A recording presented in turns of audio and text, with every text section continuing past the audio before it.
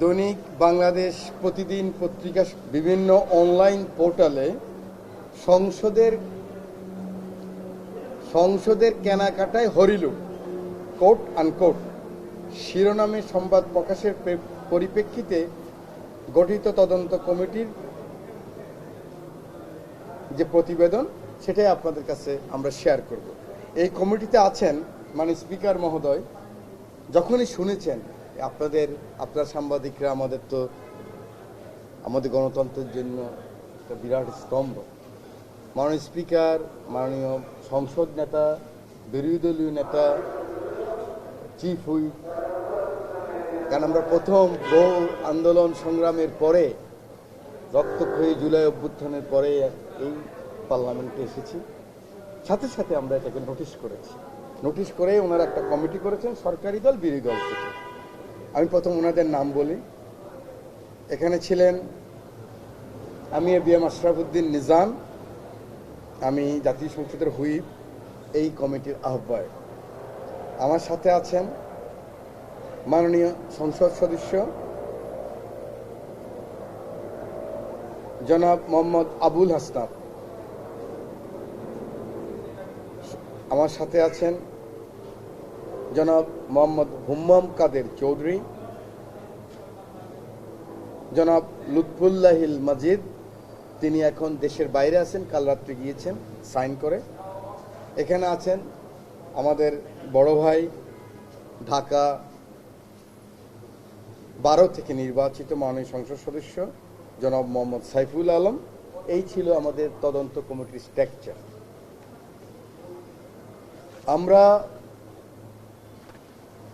আমরা 3টে সভা করেছি। আপনারা চাইলে আপনাদের একটা কপিও দিয়ে দিতে পারবো, পরে আপনারা নিয়ে নেবেন বা সফট কপি দিয়ে দেবো আমাদের। আমরা 3টা পূর্ণ দিবস, দেখেন 7 দিন সময় ছিল, আমরা 3টা পূর্ণ দিবস কাজ করেছি। আমরা টেকনিক্যাল কমিটির সাথে কথা বলেছি, যাচাই বাছাই কমিটির সাথে কথা বলেছি, টেন্ডার যারা কল করেছেন পিপিআর অনুযায়ী হয়েছেন কিনা তা দেখেছি।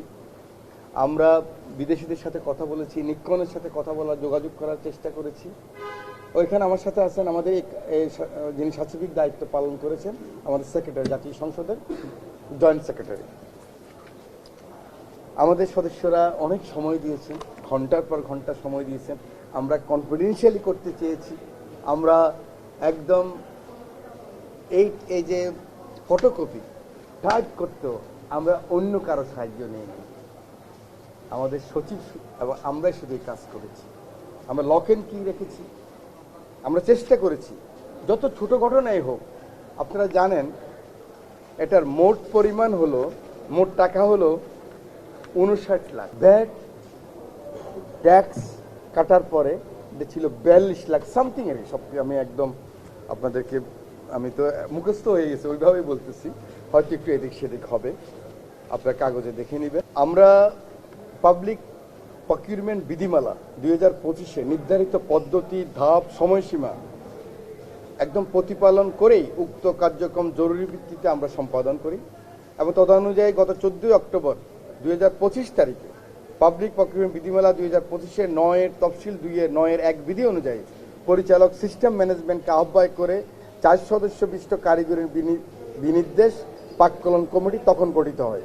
সেখানে বহিরাগত বিশেষজ্ঞ সংশ্লিষ্ট শাখা কর্মকর্তা সদস্য সচিব হিসাবে অন্তর্ভুক্ত রয়েছেন। বর্ণিত কমিটি পাবলিক প্রকিউরমেন্ট বিধিমালা 2025-এর 9-এর বিধি তফসিল 2-এর 9-এর 1, 9-এর 2, 25-এর 9, 41-এর বিধি অনুযায়ী সংশ্লিষ্ট চাহিদা কৃত ক্যামেরা ও সরঞ্জামের কারিগরি স্পেসিফিকেশন প্রণয়ন এবং দাপ্তরিক পক্কলিত ব্যয় নির্ধারণের কার্যক্রম শুরু করে।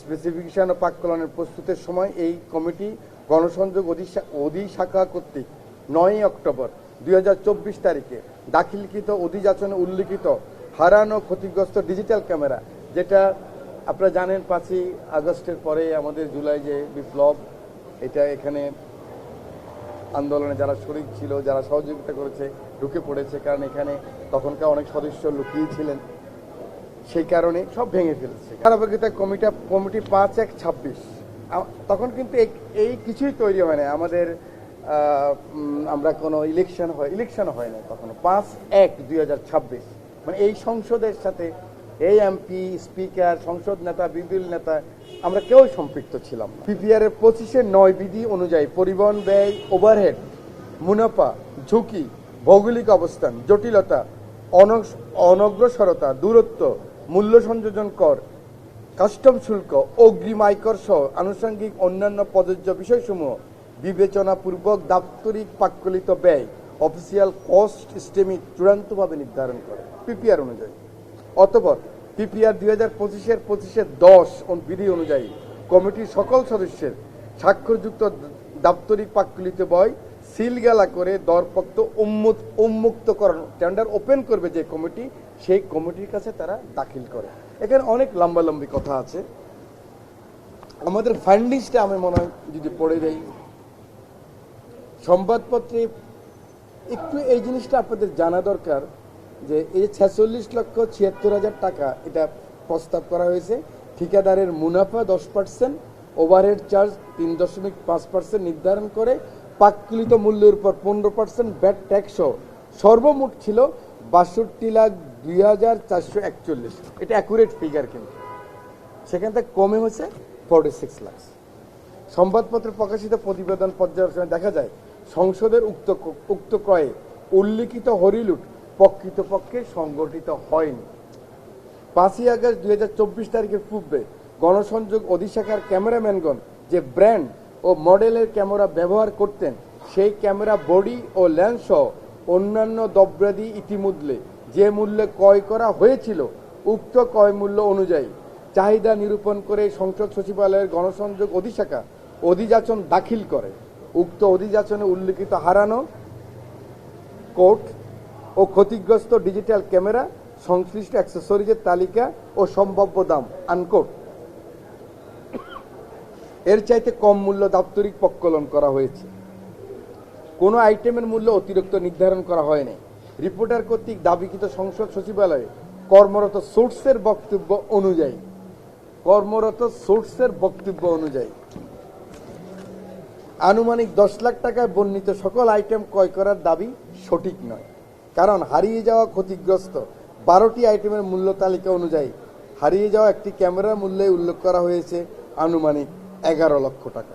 ঠিকাদারের লাভ, ওভারহেড চার্জ, ভ্যাট ট্যাক্স সহ বাজার মূল্যের সাথে 28.5% যোগ করে, আপনারা আবার শুনেন না ভুল বুঝবেন, ঠিকাদারের লাভ, প্রফিট, ওভারহেড চার্জ যেটা পিপিআর আছে, টেন্ডারও ছিল, ভ্যাট ট্যাক্স সহ বাজার মূল্যের 28.5% যোগ করে প্রতিটি আইটেমের দাপ্তরিক প্রক্কলন নির্ধারণ করা হয়েছে। সব মিলিয়ে ক্যামেরা সংশ্লিষ্ট 12টি আইটেম কেনা হয়েছে। 4টি ক্যামেরা বডির পাশাপাশি 4টি ভিন্ন ধরনের ক্যামেরা লেন্স কেনা হয়েছে। বডির সাথে আবার 4টা ক্যামেরা লেন্সও লাগে। আপনারা যারা ক্যামেরা চালান তারা নিশ্চয় বুঝবেন, আপনারা না ভুলে যাবেন, নোট করেন আপনি। 24-70 mm ফোকাল লেন্সের 3টি লেন্স কেনা হয়েছে 37,41,000 টাকায়।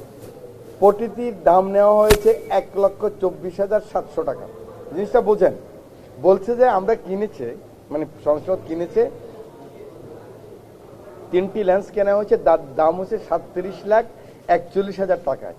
প্রতিটির দাম নেওয়া হয়েছে 1,24,700 টাকা। বুঝতে পারছেন আপনারা কত বড় ডিফারেন্স?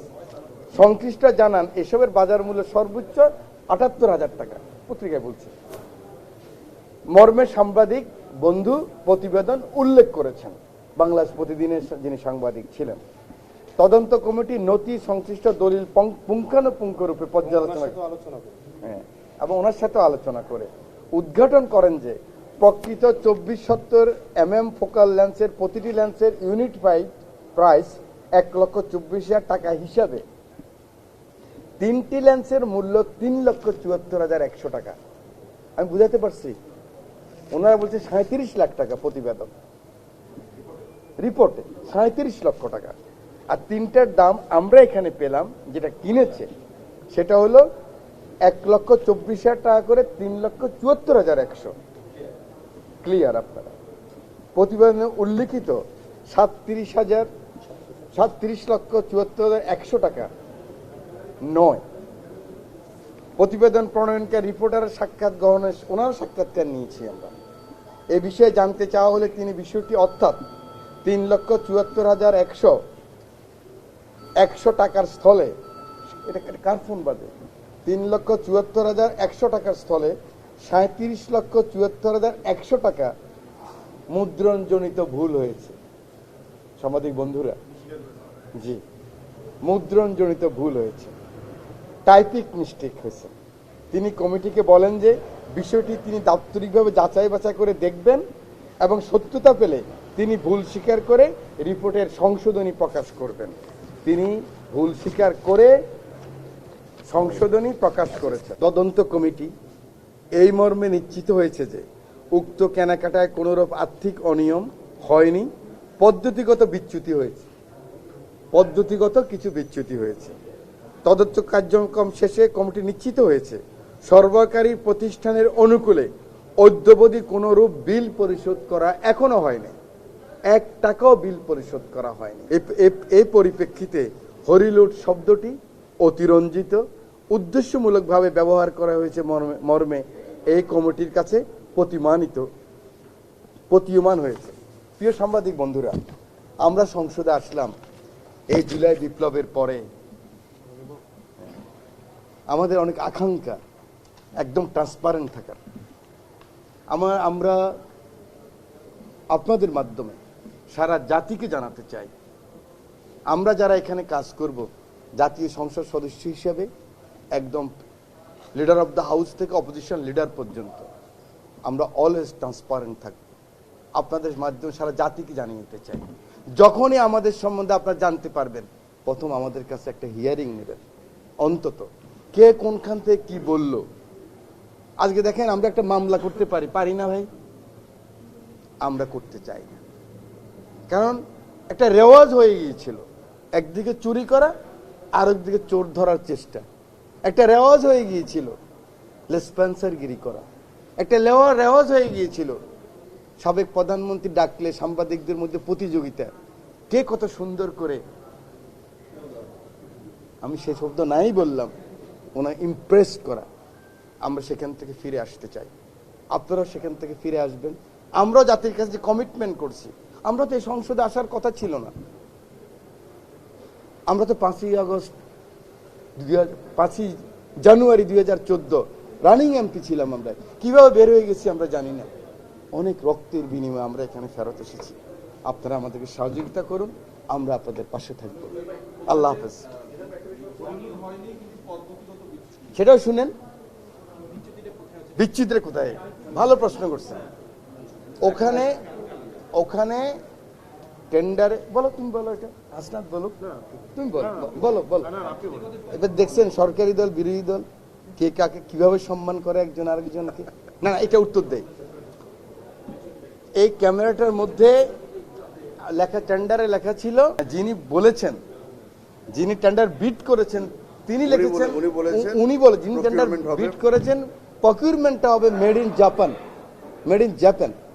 কিন্তু আমরা যে টেন্ডার, আমাদের সংসদে টেন্ডার প্লট করেছেন, তিনি বলেছেন নিকন, এরকম নামি দামি কয়টা কোম্পানির কথা বলেছেন। কিন্তু উনি যিনি টেন্ডার বিড করেছেন উনি বলছেন মেড ইন জাপান। কিন্তু জাপানে এখন আর এই, দাদা কেমন আছেন আপনি, এই তৈরি হয় না, এই মডেলে তৈরি হয় না ওখানে। ওটা ওরা শিফট করে ফ্যাক্টরি করে দিচ্ছে এখন থাইল্যান্ডে, এবং সৌদি আরবে ওদের যে হোলসেল রিজনাল সেখান থেকে নিকন বলে দিচ্ছে এখানে।